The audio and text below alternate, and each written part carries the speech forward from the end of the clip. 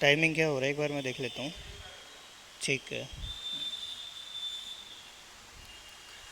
नमस्कार दोस्तों, आज मैं फिर से हाजिर हूँ आपके सामने एक ही प्यारा सा सेशन लेकर। ठीक है। और उम्मीद करता हूँ कि कल का जो मैंने आपको पढ़ाया उसको आपने रिवाइज किया होगा और थोड़ा सा समझने का प्रयास किया होगा कि क्या परसेंटेज की भूमिका है या क्या परसेंटेज वाला जो वर्ड है हमें समझाना चाह रहा है। ठीक है।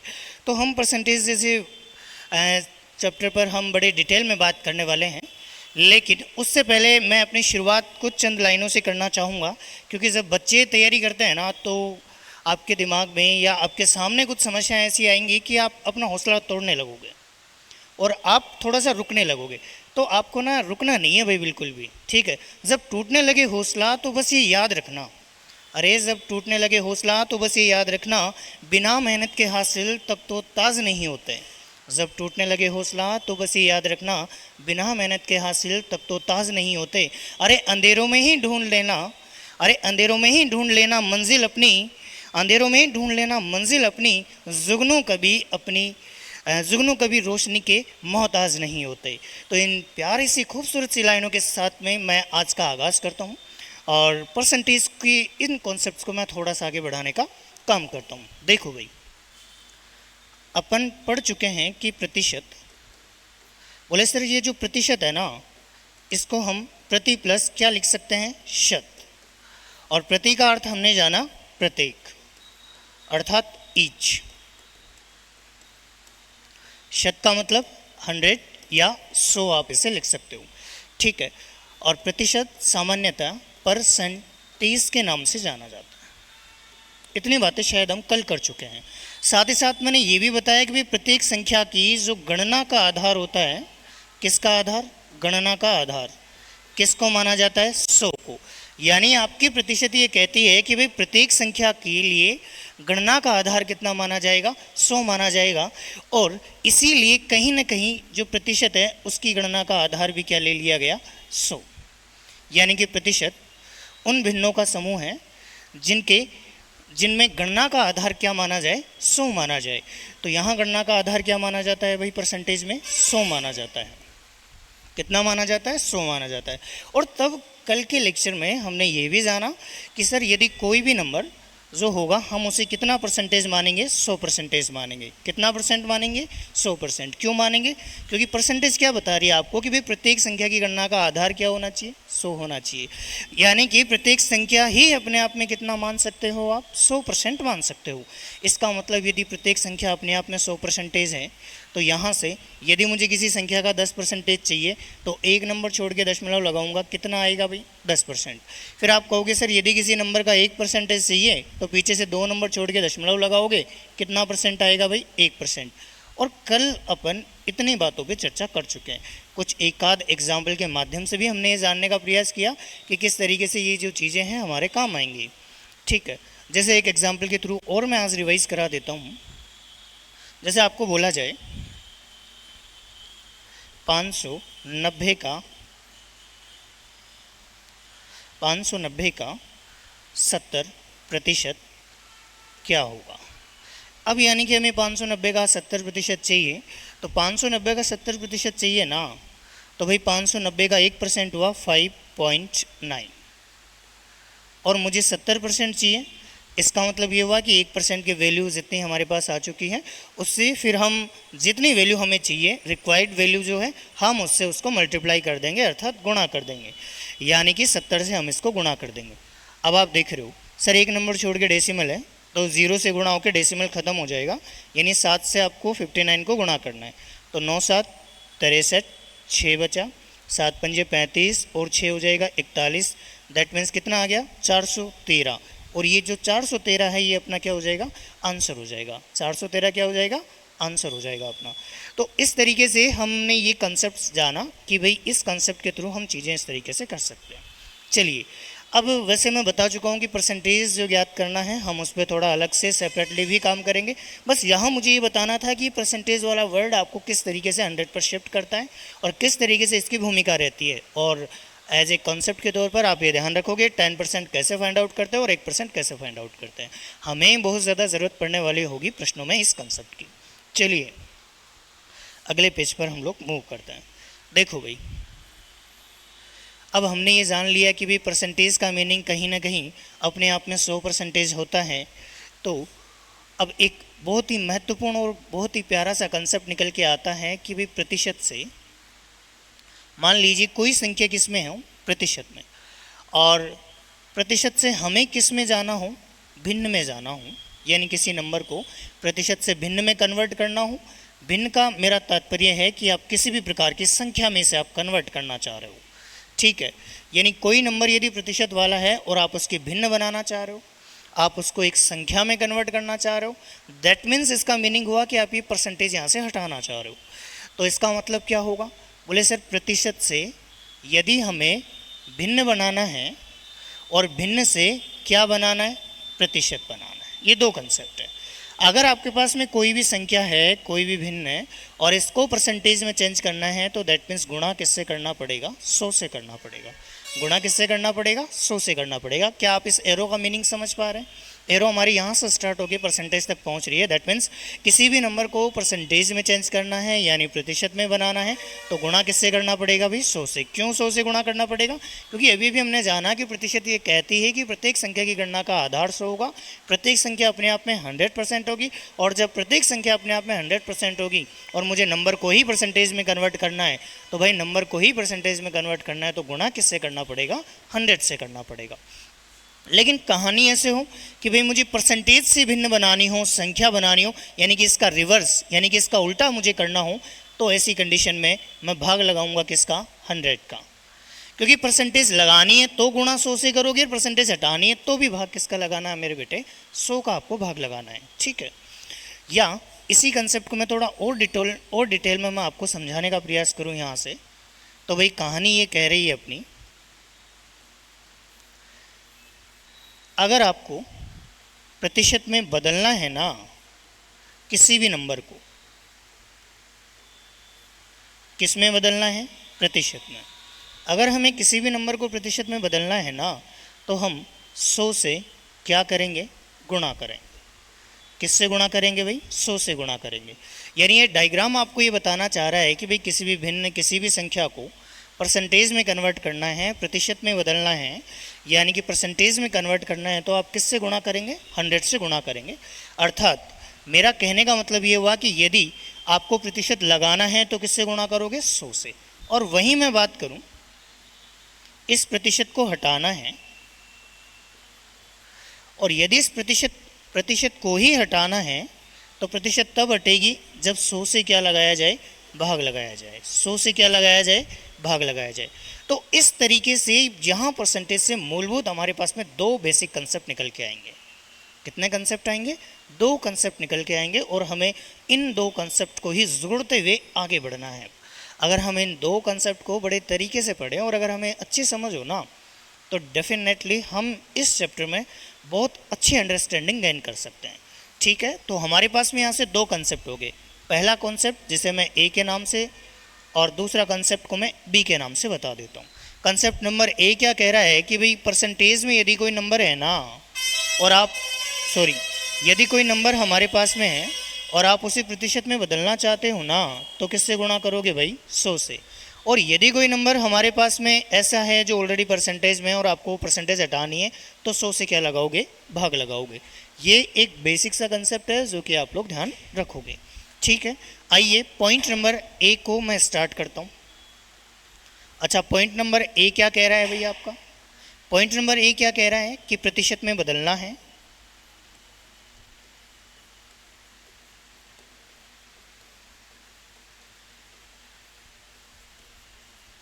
और प्रतिशत में बदलना है तो 100 से क्या करना है, गुणा करना है।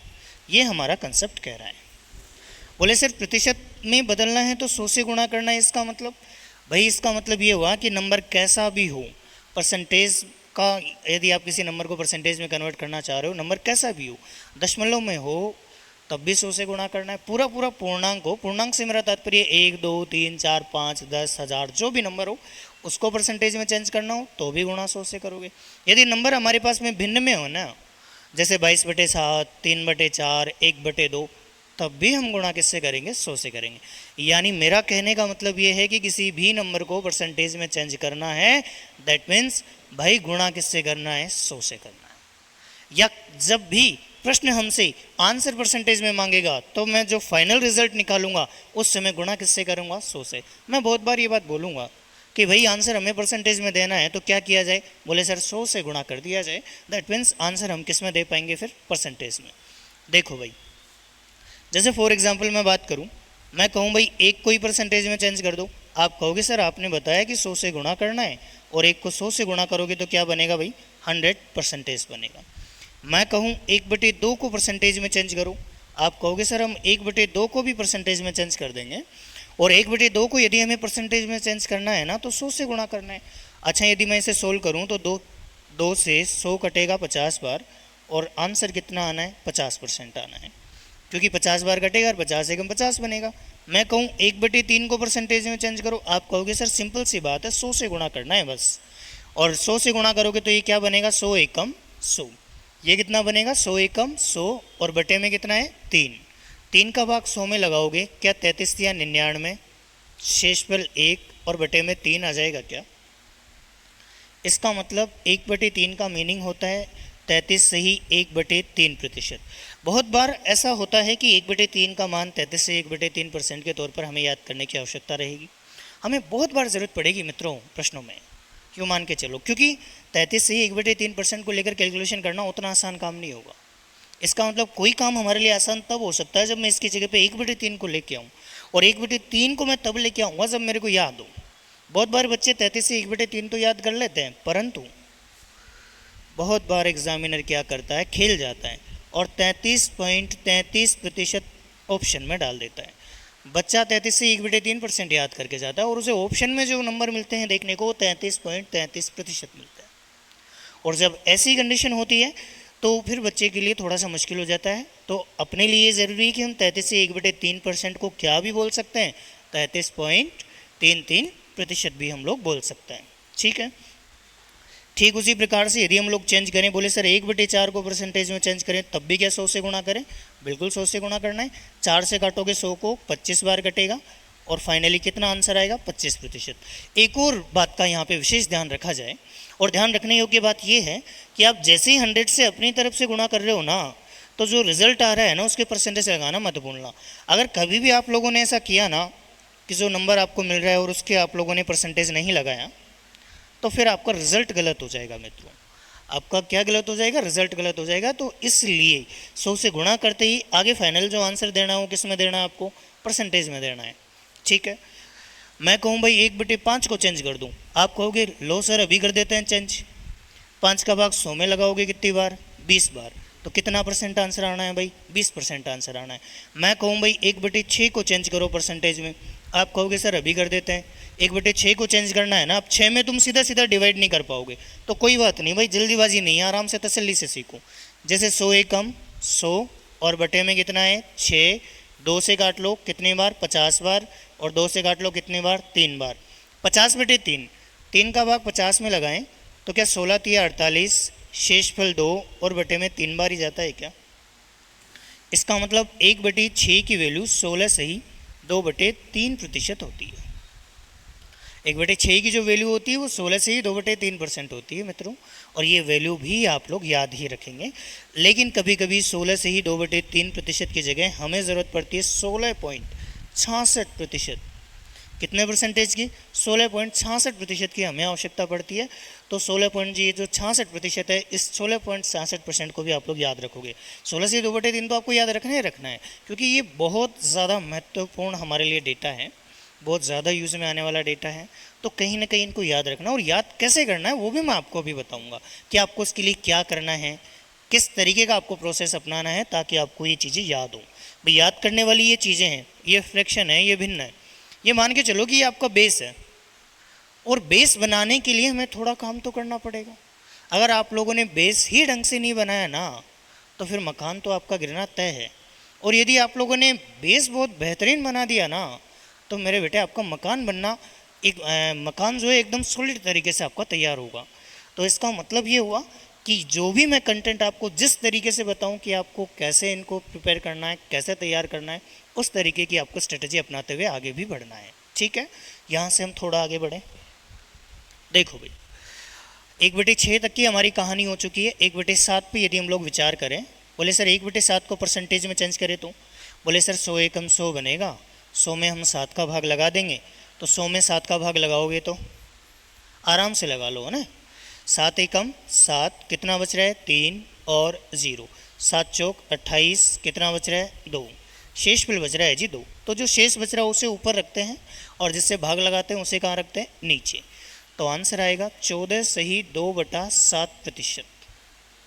मैं कह चुका हूँ कि 100 से गुणा करते ही जो रिजल्ट आएगा वो आपका परसेंटेज में आना है, तो वो चीज़ आप बिल्कुल नहीं भूलेंगे। ठीक है, लेकिन 14 से ही 2/7% को भी कभी कभी 14.28% लिख दिया जाता है। कितना लिख दिया जाता है मित्रों, 14.28% लिख दिया जाता है। तो आपको ये वैल्यू भी याद रखनी है इसकी। ठीक है, फिर आगे मैं बात करूँ, 1/8 परसेंटेज में चेंज करना हो 100 से गुणा करेंगे और 8 में 100 एकम 100 बनेगा और 8 से मुझे इसको डिवाइड करना है। हाँ जी, 4 से काटो 25 बार, 4 से काटो 2 बार, 2 का भाग 25 में लगाना है। 2 का भाग लगाने का मतलब आधा करना होता है, 25 का आधा क्या 12.5 ही होता है क्या, तो 12.5% यहाँ पे हो जाएगा। और 12.5% को 12 पॉइंट या 12.5 भी लिखा जाता है। आप इस बात का भी विशेष ध्यान रखेंगे। हालांकि खैर आप समझ जाओगे 12.5 और 12.5 में बहुत ज़्यादा अंतर यहाँ पे नहीं है। ठीक है, तो आप इसे आराम से यहाँ पे समझ जाओगे और आपको शायद याद भी रहेगा। इसके साथ ही साथ मैं बात करूँ 1/9 की। बोले सर 1/9 को परसेंटेज में चेंज करें तो, मैंने कहा 100 एकम 100, 100 एकम 100, किसका भाग लगाना है 9 का। 9 का भाग 10 में एक बार, शेषफल 1, फिर 10 बना, फिर एक बार जाएगा, शेषफल 1 बचेगा और 9, यानी 11 9 99 और शेषफल 1 बचेगा। 11 9 99, शेषफल 1 बचेगा। 11 से ही 1/9% किसका मान होता है, 1/9 का। आपको याद रखना पड़ेगा, हमें बहुत ज़्यादा ज़रूरत पड़ेगी जब भाई हमारे पास में रेट या परसेंटेज या लाभ और हानि की रेट 11 से 1/9% देगा, तो हम कैसे प्रश्न को आसान कर पाएंगे। 11 से 1/9% को लेकर हम कैलकुलेशन करेंगे तो हमारे लिए कहीं ना कहीं महाभारत होने वाली है। तो मेरे बेटे उसी से बचने के लिए हम लोग क्या करेंगे, 11 से 1/9 की जगह हम लोग 1/9 चिपका देंगे और जैसे 1/9 चिपकाया अपनी बात बन जाएगी, यहाँ पे कोई दिक्कत ही नहीं आएगी अपने को। ठीक है, ऐसे ही मैं बात करूँ 1/10, इसको यदि मैं परसेंटेज में चेंज करूँ, आप कहेंगे सर सीधी सी बात है, 0 से 0 कट गई और फाइनली कितना आ रहा है 10%।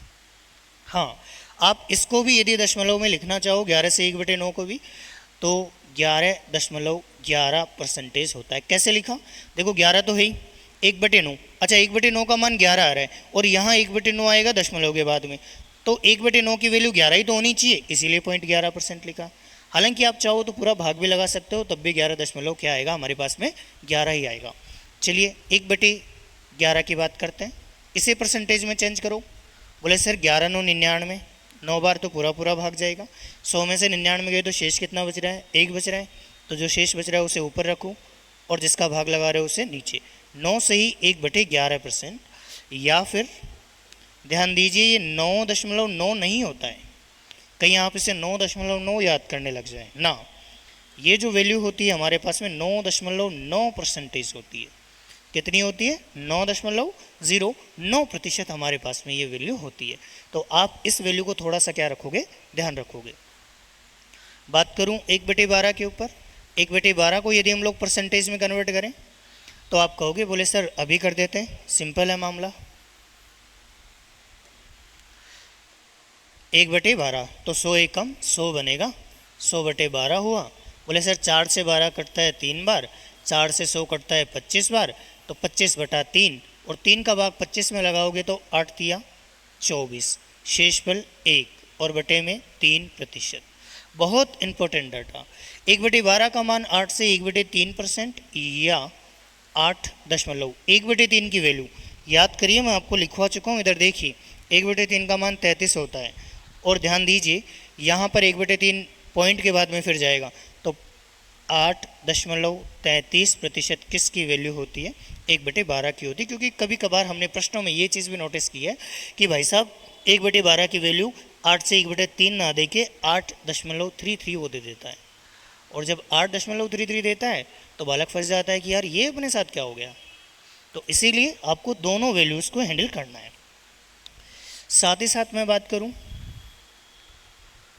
1/13 की वैल्यू परसेंटेज में कन्वर्ट करें 100 से गुणा, तो 13 का भाग 100 में लगाओगे, बोले सर 13 7 91, शेषफल 9 और बटे में 13%, या फिर 7.69% भी किसकी वैल्यू होती है, 1/13 की वैल्यू होती है।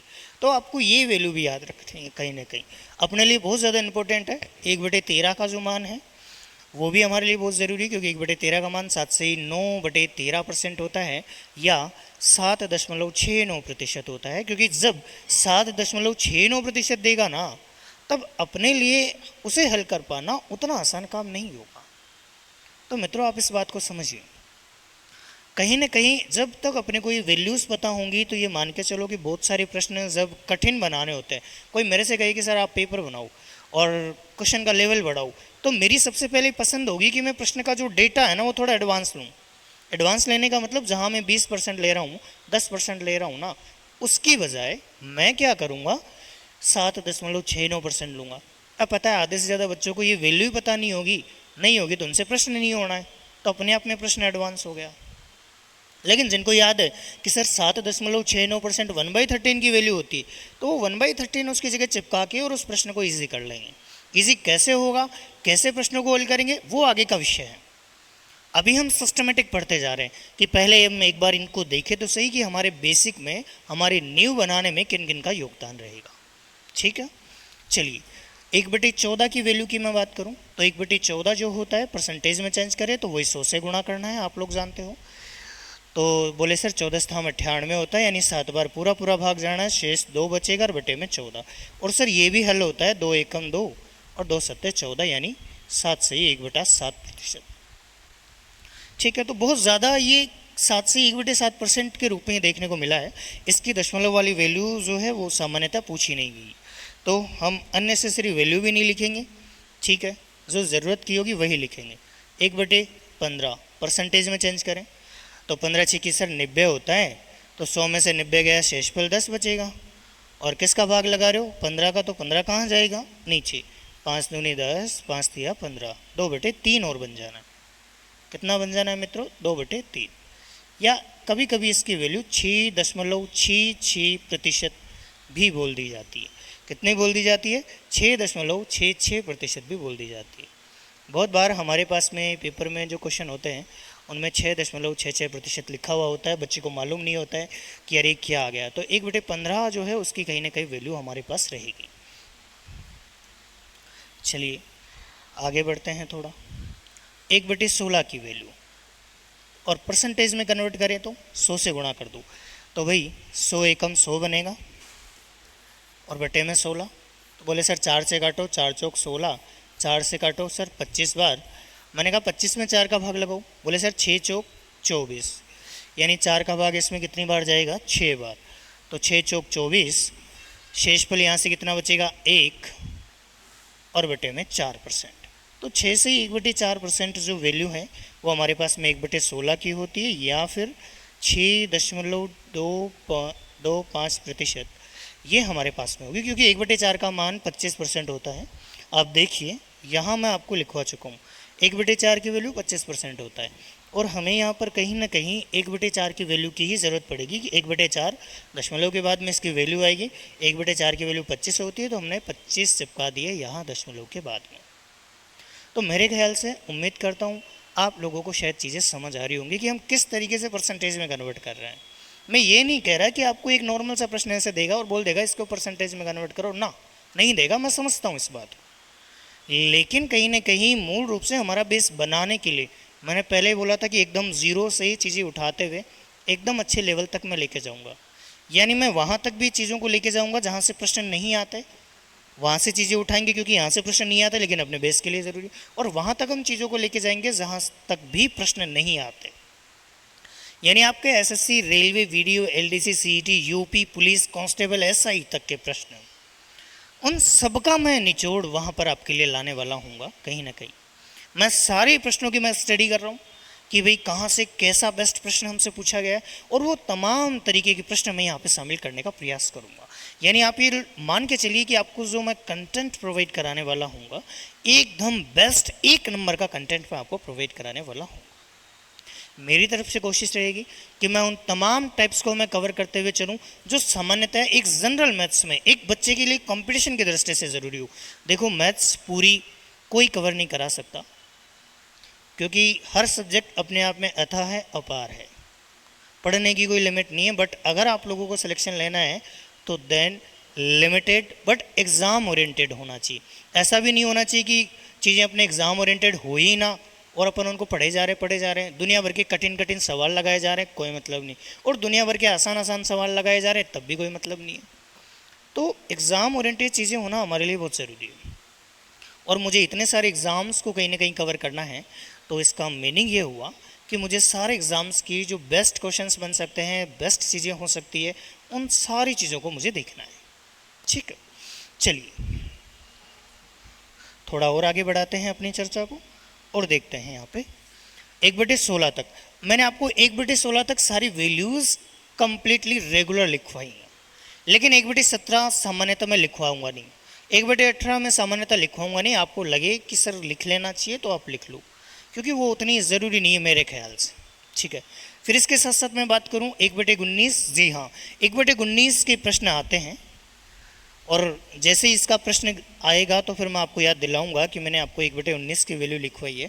और मित्रों, क्या लिखवाई है आप ही बताइए, तब तक के लिए आपको याद भी हो जाएंगे। तो 19 का भाग 100 में लगाओगे, बोले सर 19 5 95 होता है, शेषफल 5 बचना है और बटे में 19 हो जाना है। बटे में कितना हो जाना है? 19 हो जाना है। तो 5 से ही 5/19% या 5.2.6%, 5.2.6%। 1/19 की वैल्यू आप लोग याद रखेंगे, 1/20 की वैल्यू भी आप लोग याद रखेंगे। परसेंटेज में कन्वर्ट करना है, बोले सर 100 से कर देंगे, 20 से काटोगे कितनी बार? 5 बार। अब बहुत सारे स्टूडेंट ये सोच रहे हैं कि सर हमें क्यों याद रखने के लिए बोल रहे हैं। देखो, यदि हमें थोड़ा सा ना रेस में जीतना है ना, तो हमें घोड़ा ही बनना पड़ेगा। अगर गधे बनोगे ना तो भाई रेस नहीं जीत पाओगे। अगर आप चाहते हैं रेस जीतना तो मेरे बेटे आपको घोड़ा ही बनना पड़ेगा, और घोड़ा बनना पड़ेगा दैट मीन्स सबसे फास्ट बनना पड़ेगा। तो आपको कुछ चीज़ों पे एडवांस तरीके से काम करना पड़ेगा। यानी कि जब तक आप लोगों से एडवांस नहीं रहेंगे ना, जब तक आप चीज़ों को कवर नहीं कर पाएंगे। और इसीलिए ये जो बेस मैं आपको बना रहा हूँ, इसको मेरे बेटे बहुत अच्छे तरीके से आप लोग कवर करिए, ताकि आप लोगों को आगे कोई दिक्कत नहीं आए। चलिए, 1/20 तक की हमारी जो वैल्यूज़ हैं वो हो चुकी हैं। ठीक है, अब हम देख लेते हैं कहीं ना कहीं नेक्स्ट पेज पर। इसके अलावा 1/21 उतना ज़रूरी नहीं है, 22 ज़रूरी नहीं है, 23 ज़रूरी नहीं है। आप 1/24 की जो वैल्यू है वो आप याद रख सकते हैं। कितनी? 1/24। परसेंटेज में कन्वर्ट करें, 100 से गुणा। बोले सर 100 एकम 100, 100/24 बनेगा। बोले सर 4 से कट रहा है 24 कितनी बार? 6 बार। मैंने कहा 4 से 100 भी कट रहा है कितनी बार? 25 बार।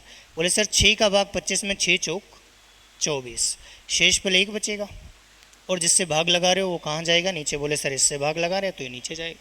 4 सही 1/6%, या कभी कभी ये 4.106% भी देखने को मिलता है। तो एक आप ये वाली वैल्यू भी यहाँ पे याद रखेंगे। ठीक है, और 1/25 तो आपको याद रखना ही है, बहुत इजी और बहुत शॉर्ट एंड स्वीट में वैल्यू है।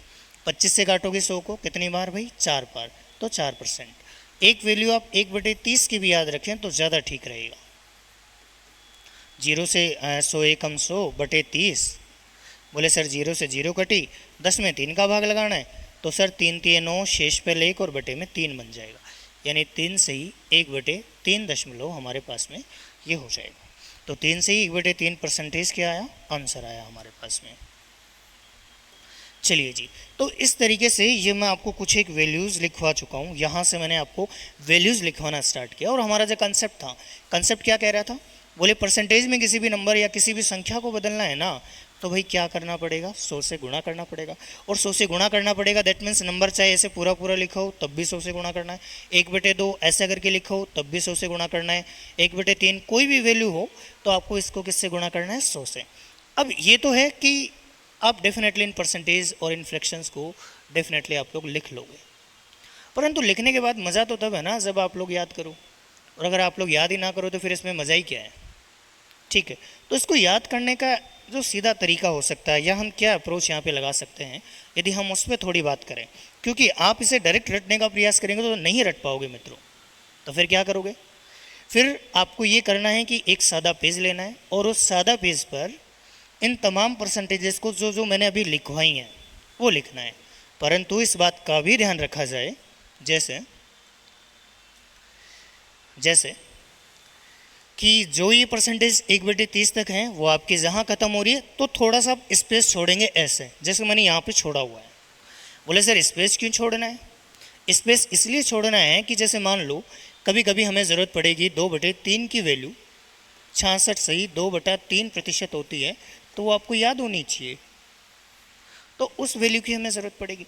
कभी कभी हमें ज़रूरत पड़ेगी भाई 3/8 की वैल्यू कितनी होती है, आप कहोगे सर 37.5% होती है। तो ये कुछ एक वैल्यूज़ हैं जो हमें याद करनी पड़ेंगी कहीं ना कहीं, और जब ये वैल्यूज़ हमें याद करनी पड़ेंगी तो आप लोग खुद मुझे बताइए कि आपको यहाँ स्पेस की ज़रूरत नहीं पड़ेगी, आपके सामने लिखी होंगी तो आपको चीज़ें याद होगी। बोले ठीक है सर, ऐसे हम पेज ले लेंगे उसमें लिख भी लेंगे, अब क्या करना है, तो अब आपको ये करना है कि आप दिन में कम से कम 4 या 5 बार तो आप पानी पीते होंगे। तो दिन में 4 या 5 बार यदि आप लोग पानी पीते हो ना, तो उतनी बार के लिए बस केवल आपको पढ़ लेना है। पानी पीने से जाने से पहले बस आपको पढ़ना है। और जो पढ़ने का जो आपका तरीका रहेगा वो कहीं ना कहीं इस तरीके से रहेगा, जैसे मान लो आप इनको पढ़ रहे हो, याद कर रहे हो, तो 1/7 गुणा 100 नहीं पढ़ना है। पहली चीज़ तो आपको पढ़ना है इसको ऐसे, 1/7 की वैल्यू 14 से 2/7% होती है, या 14 से 2/7% की वैल्यू 1/7 होती है, या 14.28% की वैल्यू कितनी होती है, 1/7 होती है, या 14.28% की वैल्यू 1/7 होती है, या 1/8 की वैल्यू 12.5% होती है, या 12.5% की वैल्यू भाई 1/8 होती है, या 1/9 की वैल्यू 11 से 1/9% होती है, या फिर अपन बात करें 1/10 की वैल्यू 10% होती है, 1/11 की वैल्यू 9 से 1/11% होती है, और 9.09% की वैल्यू 1/11 होती है। तो इस तरीके से आपको इनको रिवाइज करना है आगे पीछे दोनों क्रम में, यानी इधर से इधर भी रिवाइज करना है तो इधर से इधर भी रिवाइज करना है, क्योंकि हमारे ये दोनों ही पॉइंट ऑफ व्यू से काम में आती है, दोनों ही पॉइंट ऑफ व्यू से हमें चीज़ों को देखना होता है। ठीक है, तो आगे पीछे दोनों क्रम से हमारे याद आएंगे, यानी कि 1/3 का मान 33 से 1/3% भी याद हो, और 33 से 1/3% का मान 1/3 भी याद होना चाहिए। तब जाकर आपका जो लेवल है, आपका जो बेस है, वो एकदम शानदार तरीके से तैयार होगा। और आपको इन परसेंटेज का जो शानदार तरीके से फ़ायदा मिलने वाला है ना, ये तो आपको कुछ टाइम बाद ऑटोमेटिक धीरे धीरे पता लग ही जाएगा कि हमने इन वैल्यूज़ को याद करके कितना बेहतरीन काम किया है और कितने बेहतरीन तरीके से हम लोग यहाँ पे आगे बढ़ पा रहे हैं। क्या समझ पा रहे हो आप मेरी बातों को? चलिए, तो उम्मीद करता हूँ, आशा करता हूँ कि आप लोग डेफिनेटली निश्चित तौर पर आप इन बातों को ध्यान में रखेंगे। चलिए, अब जैसा कि मैं आपसे थोड़ी जगह मैं छुड़वाने की बात कर रहा था, मैं जगह वहाँ छुड़वाने की बात कर रहा था जहाँ आप एक पेपर में, ब्लैंक पेपर में लिखकर आप चिपकाएंगे, जिस भी जगह पर आप लोग पढ़ते हो वहाँ चिपकाना है। इस बात का भी ध्यान रखना है, ताकि डेली सुबह शाम तो एक बार सीट पे आके बैठने और सीट छोड़ने, लास्ट टाइम पर जब आप सीट छोड़ोगे तो उस समय तो आप एक बार इनका रिवाइज करके जाओगे, और जब तक परसेंटेज चले, लाभानी चले, सरल ब्याज चले, चक्रवर्ती ब्याज चले, डिस्काउंट वाला चैप्टर चले, तब तक के लिए मेरे भाई आपको ना इन चीज़ों को रिपीट करना है। बस तब तक के लिए रिपीट कर लो यार। आपको जैसे धीरे धीरे आप लोग रिपीट करते रहोगे ना, तो आपको वैसे याद हो जानी है। बहुत ज़्यादा एफर्ट लगाने की ज़रूरत नहीं है, बहुत ज़्यादा सेपरेटली टाइम निकालने के लिए ज़रूरत नहीं पड़ेगी आपको। ठीक है, तो उम्मीद करता हूँ कि जिस तरीके से मैं बता रहा हूँ आप उसको फॉलो करेंगे। चलिए, अब ये तो हो गई अपनी बेस वैल्यूज़। ठीक है, अब हम बात करते हैं जैसे 1/3 के बारे में। 1/3 की वैल्यू क्या याद रखनी है? 33 से ही 1/3%। बोले ठीक है सर, हम लोग याद रख लेंगे। अब 1/3 की वैल्यू 33 से 1/3 आपको याद रखनी है, और जो अपने पास में सर्वाधिक काम में आता है वो आता है 2/3। कितना काम आता है मित्रों? 2/3 सर्वाधिक काम में आता है। तो आपको ये समझना है कि सर नीचे 3 और यहाँ भी नीचे 3, तो इससे तो कोई खास चेंज आने वाला नहीं है। इसका मतलब यहाँ ऊपर 1 और यहाँ 2 है, मतलब यहाँ से चेंज आने वाला है। तो आप क्या यहाँ से ये बात देख पा रहे हो कि यहाँ 1 का डबल है क्या? बोले बिल्कुल सर, यहाँ 1 का डबल है। 1 का 2 गुना करते हैं सर, इधर 2 आ रहा है, तो क्यों ना हम इसका भी 2 गुना कर दें, तो हमारे पास में इसका रिजल्ट आ जाएगा। बोले सर 2 गुना करने का मतलब नहीं आया समझ में? मैंने कहा इस 2 से 33 को गुणा करोगे, 33 दूनी 66, 2 से 1 को गुणा करोगे, 2 एकम 2 और बटे में 3%। एकदम शानदार तरीके से ये हमारी बेस परसेंटेज है 1/3। 1/3 की वैल्यू यदि आपको 33 से 1/3% याद है ना, तो मित्रों आप तब जाके 2/3 की वैल्यू 66 से ही 2/3% को अप्लाई कर पाओगे, अन्यथा आप लोग है जो अप्लाई ही नहीं कर पाओगे। ठीक है, चलिए, तो 1/3 वाले परिवार में हमें कहीं ना कहीं 1/3 की वैल्यू ध्यान में रखनी है। ठीक है, बोले सर ठीक है, हम लोग ध्यान रख लेंगे अगर आप बता रहे हो तो। ठीक है, चलो इसके अलावा और हम किसके परिवार की बात करें भाई? बोले सर 1/3 की वैल्यू की बात हो गई, 1/4 को छोड़ो, इजी है, 1/5 6, 1/6 को हम थोड़ा देखना चाहेंगे। 1/6 की वैल्यू क्या 16 से ही 2/3% होती है? मैं आपको लिखवा चुका हूँ ऑलरेडी। ठीक है, आप अभी के लिए अपनी जो नोट्स हैं, नोट्स का वो पेज ओपन करके आप चीज़ें देख सकते हैं। जैसे मैं कहूँ 1/6 की वैल्यू, तो आप खुद से आपकी निगाहें वहाँ ढूंढनी चाहिए कि सर 1/6 की वैल्यू 16 से ही 2/3% होती है। तो आप जहाँ कहीं भी बैठे हो, जहाँ कहीं से भी आप मेरा वीडियो देख रहे हो, वहाँ से आपको इन चीज़ों को साथ साथ बोलना है, क्योंकि एक तो होती है एक्टिव स्टडी और एक होती है पैसिव स्टडी। एक्टिव स्टडी का मतलब होता है मेरे बेटे आप लोगों का एक्टिव रहना, और पैसिव स्टडी का मतलब होता है आप लोगों का एक्टिव नहीं रहना। तो आप अभी ऑफलाइन तो है नहीं, ऑनलाइन है, तो जब हम ऑनलाइन चीज़ें पढ़ रहे होते हैं तो मेरे बेटे आप हमारी नज़र में नहीं होते हैं। तो कहीं ना कहीं अगर आप वहाँ पर एक ईमानदारीपूर्ण प्रयास करते हो, तो आपको हमसे जोड़े रखने के लिए कोई ना कोई एक्टिविटी होनी चाहिए, और वो एक्टिविटी ये होनी चाहिए कि आप साथ साथ, जैसे हम कहें कि भाई 1/6 की वैल्यू कितनी, तो 16 से 2/3%। अगर आपने याद कर रखी है तो दिमाग से बोलो, नहीं याद कर रखी है तो भले ही देख के बोलो, पर एटलीस्ट बोलो ज़रूर। और बट उतना भी ज़ोर से नहीं बोलना है कि सारी लाइब्रेरी को या सारे मकान को या सारे कमरे को आप सुना दो। आपको इतना ही बोलना है जितना कि आप सुन लो, आप संतुष्ट हो जाओ। पड़ोसी को नहीं दिखाना है कि आप लोग पढ़ रहे हो। ठीक है, एकदम पढ़ाई करो, चुपचाप करो, शांति से करो, और कब एग्ज़ाम निकाल जाओ पड़ोसी को पता ही नहीं चलना चाहिए। पड़ोसी को उस दिन पता चलना चाहिए कि हाँ बस एग्ज़ाम निकल गया। ठीक है, तो इस तरीके से हमारी मेहनत होनी चाहिए भाई। चलिए, 1/6 के परिवार में मोस्टली और क्या ऐसी वैल्यू है जो हमारे काम आती है? वो आती है 5/6 की वैल्यू। किसकी वैल्यू आती है काम में मित्रों? 5/6 की वैल्यू हमारे काम में आती है। और 5/6 की वैल्यू को हम लोग देख रहे हैं। आप कहोगे सर 6 और 6 तो सेम है, इससे फ़र्क नहीं पड़ना है, लेकिन हमें ये ज़रूर पता चल रहा है कि सर ये 1 और ये 5 है, मतलब डेफिनेटली कितने गुना किया गया है? 5 गुना। तो क्यों ना हम यहाँ भी कितने गुना कर दें? 5 गुना। बोले सर ये तो हम कर देंगे। बोले मेरा कहने का मतलब ये है कि 16 से ही 2/3 को गुणा किससे करना है? 5 से। बोले सर अभी कर देते हैं। बोले सर 16 पंजे 80, साथ ही साथ ये भी गुणा होगा, 5 दूनी 10 और बटे में 3। परंतु एक बात का ध्यान रखा जाए, 3 से ये नंबर हमें अभी भी बड़ा प्राप्त हुआ है, अभी भी ये नंबर हमें बड़ा प्राप्त हुआ है, तो ये नंबर हमें बड़ा प्राप्त नहीं होना चाहिए था। तो बोले सर क्या किया जाए?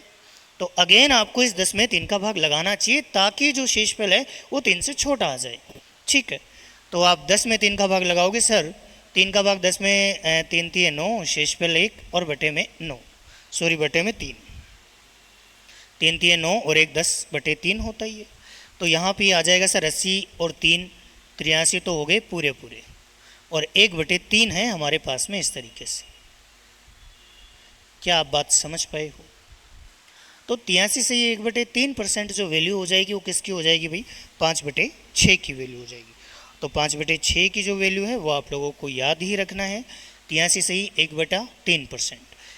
या कभी कभी ये चीज़ भी हमने नोटिस की है कि जब हम प्रश्नों को देखते हैं विभिन्न एग्जाम्स के, यूपी पुलिस कांस्टेबल हुआ, रेलवे हुआ, SSC 10+2, MTS, CGL, selection phase, CPU, तमाम प्रकार के जब हम एग्ज़ाम देखते हैं तो उनमें ये चीज़ देखने को हमें मिला है, 83 से 1/3% को उन्होंने 83.33% भी लिखा है।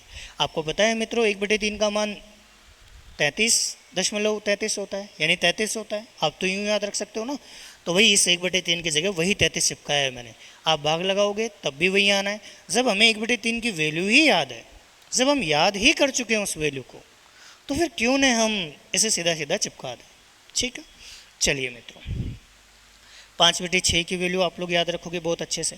इसी के साथ साथ 1/7 का जो परिवार है भाई वो भी हमारे लिए बहुत ज़रूरी है। बोले सर 1/7 की वैल्यू तो 14 सही 2/7% होती है, और ये तो हमें याद है। मैंने कहा बहुत अच्छी बात है। इसमें हमें ज़रूरत पड़ती है 2/7 की वैल्यू। अब आपको धीरे धीरे ये समझ में आने लग गया होगा कि सर ये जो नंबर है ना इसका डबल करना होता है। तो 14 का डबल करोगे भाई कितना हुआ 28, 2 का डबल किया कितना हुआ भाई 4, और बटे में कितना हुआ भाई 7%। तो 28 से 4/7%, किसकी वैल्यू 2/7। बट कैसे निकालोगे इसकी वैल्यू भाई, जब 1/7 की वैल्यू आप लोगों को याद हो। और मेरा ये मानना है कि ये जो मैं परिवार आपको अलग से बता रहा हूँ इनको आपको रटना नहीं है, क्योंकि बेस वैल्यूज तो आप ऑलरेडी याद कर चुके होंगे। आपको फिर बस इनको लिखना है बिना देखे। जब भी टाइम मिले कि यार एक बार के लिए चलो मैं इन वैल्यूज़ को ही लिख लेता हूँ, चलो मैं इन परिवार को ही लिख लेता हूँ, बहुत ज़्यादा टाइम नहीं मिल रहा हो तो एक एक परिवार को ही लिख लिख के आप थोड़ा सा इनको अपने दिमाग में और रूटीन में रखेंगे। अगर आप रेगुलर बस चीज़ों को खाली बस टच में रखिए, बहुत ज़्यादा याद करने का टाइम नहीं है, बहुत ज़्यादा याद आप नहीं कर पा रहे हो, तो बस आप खाली सिर्फ और सिर्फ चीज़ों को टच में रखिए। चीज़ों को टच में रखने मात्र से ही आपको ये चीज़ें याद हो जानी है। और क्या यूज़ होता है भाई 1/7 के परिवार का, 3/7 भी यूज़ होता है।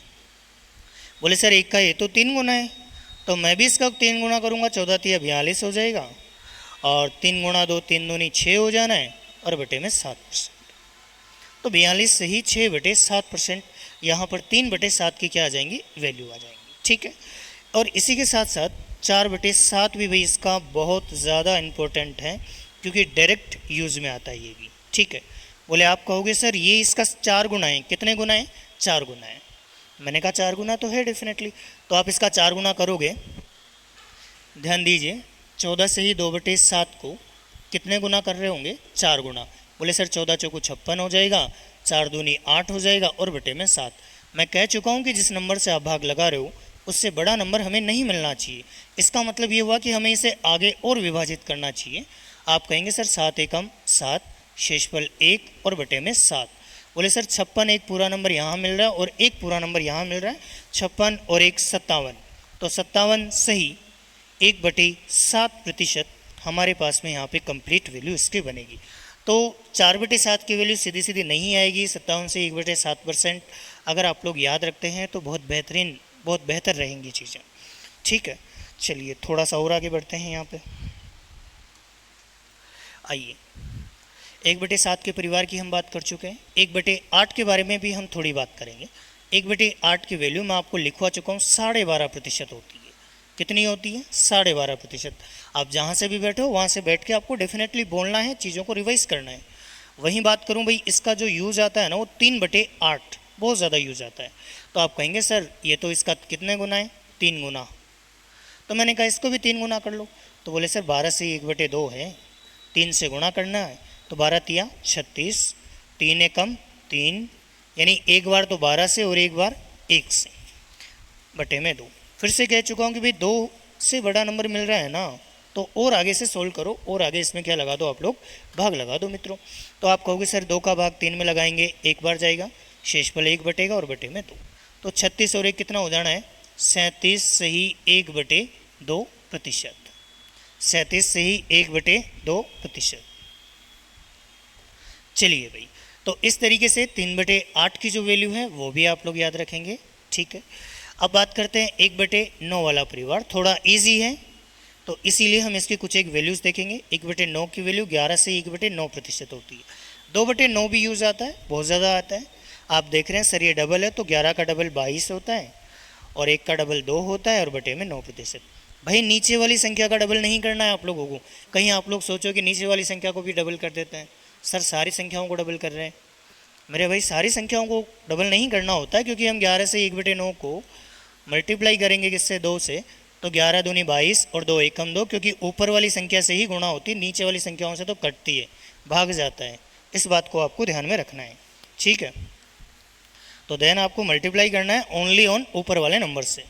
मैं कहूँ भाई मुझे 4/9 की ज़रूरत पड़ी तो क्या करूँगा? बोले सर सिंपल सी बात है, 4 गुना कर दो तो 11 चौक 44, 4 एकम 4 और बटे में 9%। मैं कहूँ मुझे 5/9 की ज़रूरत पड़ी तो बोले सर सिंपल सी बात है, 5 गुना कर दो, 11 5 55, शेषफल 5 और बटे में 9%। और इस तरीके से हम इस सीरीज को आगे बढ़ा सकते हैं। बहुत ज़्यादा तो काम में नहीं आती, लेकिन 55 से ही 5/9% तक अब तक ये चीज़ें काम में आई है। लेकिन आपको 88 से ही 8/9 भी मिल सकता है, और भी चीज़ें मिल सकती है। यानी कि मैं अगर यहाँ पे देखना चाहूँ तो आपको 7/9 भी पूछा जा सकता है। आप कहेंगे सर 7 गुना कर दो तो 11 7 77 सही 7/9%। मैंने कहा 8 गुना पूछे तो बोले सर 8/9 हो जाएगा, और 11 8 88 सही 8/9% हो जाएगा।